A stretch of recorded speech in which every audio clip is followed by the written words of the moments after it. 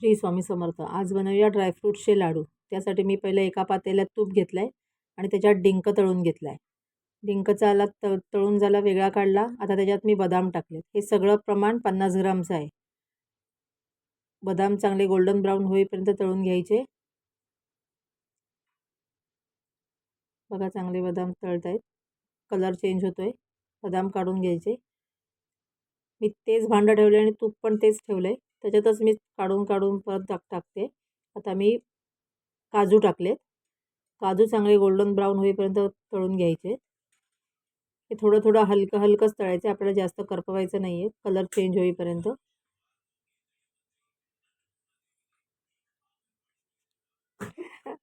आता काजू घेतलेत तळून. आता त्याच कढईत मी अक्रोड आणि पिस्ता टाकते. थोडेसे ते तुपावर तळून घ्यायचे. ते काढले. बघा चांगला कलर चेंज झाला आहे त्याचा. आता मखाना घेते. मखानात मी जास्त तूप नाही घालत आहे, ते थोडेसे कमी तुपावरच तळून घ्यायचे. मस्त क्रिस्पी होतात. मखाना काढते. बघा मखानाचा कलर चेंज झाला. आता मखाना काढून घेते. त्याच भांड्यात आता मी थोडंसं तूप टाकते आणि त्याच्यात भोपळ्याच्या बिया टाकते. भोपळ्याच्या बिया जास्त गरज नाही, ते आधीच क्रिस्पी असतात, त्याच्यामुळे त्या मी लगेच काढल्या. आता त्याच तुपात मी परत सनफ्लावर सीड टाकते. सनफ्लावर सीड पण 5-7 मिनटं उलट्या पलट्या करायच्या. त्याच्यातच मी परत वॉटरमेलन सीड्स पण एकत्र करून घेतले. दोन्ही एकत्रच ड्राय रोस्ट करते.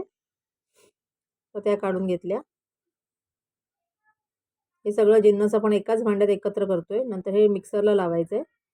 थोडंसं तूप टाकलं. आता मी 50 ग्राम हलीम टाकते.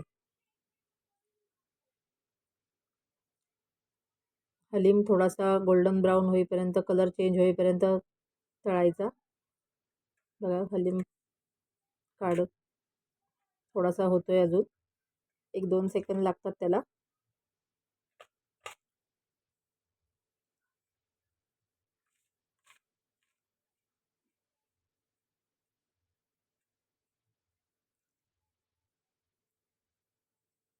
आता त्याच्यात थोडंसं मी तूप अजून वाढवते.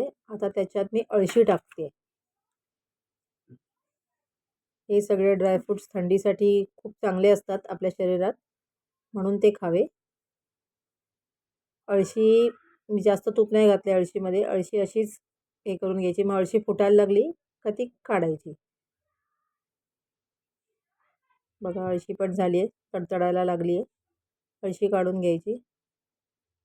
आता त्याच्यात मी थोडंसं तूप वाढवते आणि त्याच्यात 2 मूठ मेथी घालते. मेथी पण मी भिजत वगैरे नव्हती घातलेली तुपात, मी अशीच तुपावर फ्राय करून घेते.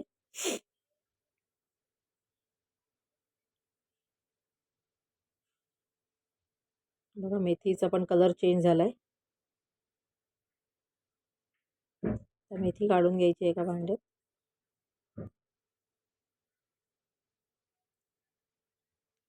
ह्याच्यात मी गूळ साखर असं काहीच वापरत नाही आहे. हे बघा गोड चव येण्यासाठी मी ओला खजूर घेतला आहे, काळा खजूर.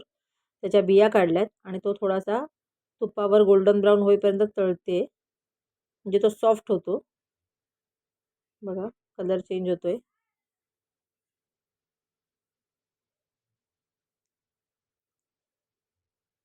त्याच्यामुळे लाडूला वेगळं असं गोड घालायला काही गरज लागत नाही. आता हे सगळं मिक्स केलेलं मिश्रण मी मिक्सरला लावते.